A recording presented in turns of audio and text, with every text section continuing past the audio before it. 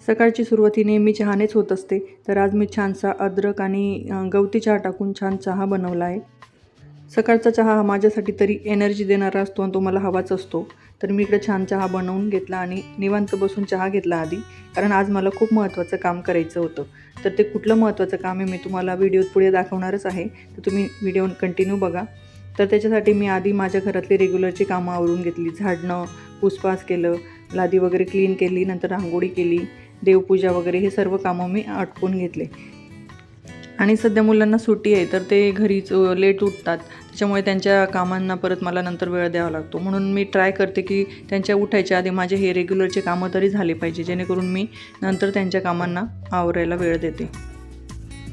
घरातलं वातावरण प्रसन्न ठेवण्यासाठी तरी मला देवपूजा ही खूप महत्त्वाची वाटते, म्हणून मी आधी देवपूजा छानपैकी करून घेते आणि मग इतर कामांना मी सुरुवात करते. तर मी माझ्या आजच्या महत्त्वाच्या कामाला सुरुवात केली आहे, ते म्हणजे अष्टमीच्या म्हणजे नवरात्राच्या अष्टमीला ह्या आरत्या लावल्या जातात कुलदेवीला. तर त्या सासूबाई करतात नेहमी गावी, पण यावेळेस त्या जरा बाहेरगावी होत्या, म्हणून त्यांनी मला सांगितलं की तू हे बनवशील का.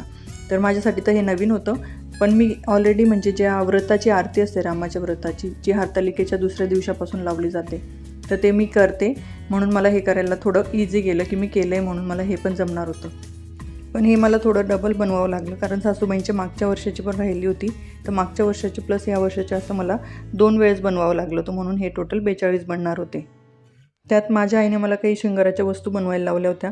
त्यात फणी मला जमली नाही, ॲक्च्युली मी बघितली पण नव्हती की ती कशी बनवतात, पण मी ट्राय केली. त्याच्यानंतर मी वेणी बनवली, हा पाटा वरवटा बनवला आहे आणि ह्या 2 बांगड्या, टिकली खरंच पहिल्यांदा बनवल्या, म्हणून मला परफेक्ट नाही जमल्या, पण मी प्रयत्न केला. त्याच्यानंतर हे सगळे जे 42 दिवे होते ते मी उकडून घेतले, त्यांना थंड केले. नंतर नैवेद्यासाठी खीरपुरीचा मी नैवेद्य बनवला. त्यानंतर 2 ताटांमध्ये मी 21 आणि 1 भंडारा असे दिवे रचले, त्यात वाती ठेवल्या. नंतर तूप गरम करून मी सगळ्या वातींमध्ये दिव्यांमध्ये मी तूप टाकलं. एका ताटात गणपती, एका ताटात कुलदेवीचा माझ्याकडे जो टाक होता मी तो ठेवला. सर्व दिवे जे ते एकत्र लावायचे असतात, तर म्हणून मी मिस्टरांची हेल्प घेतली, कारण मी एका साईडला लावेल आणि तो दुसऱ्या साईडला ते विजतील किंवा तेल तूप जळेल तोपर्यंत वाती ह्या सोबत चालायला पाहिजे, म्हणून मी त्यांच्याकडून ते लावून घेतले. आणि नंतर मग आम्ही कुलदेवीची, गणपतीची, सगळ्या आरत्यांची पूजा केली. तर मी माझ्या पद्धतीने पूर्ण प्रयत्न केला की मी सर्व काही व्यवस्थित करेल. आरती वगैरे केली आणि मिस्टर घरी होते म्हणून त्यांनी मला तेवढ्यात मदत केली. तर अशा प्रकारे मी माझी ही आजची पूजा संपूर्ण केलेली आहे. तुम्हाला व्हिडिओ कसा वाटला मला नक्की सांगा, आणि तुमच्याकडे देखील अशी कुलदेवीची पूजा करतात का, किंवा तुम्ही देखील अशा आरत्या बनवतात का, मला हे कमेंट करून नक्की कळवा.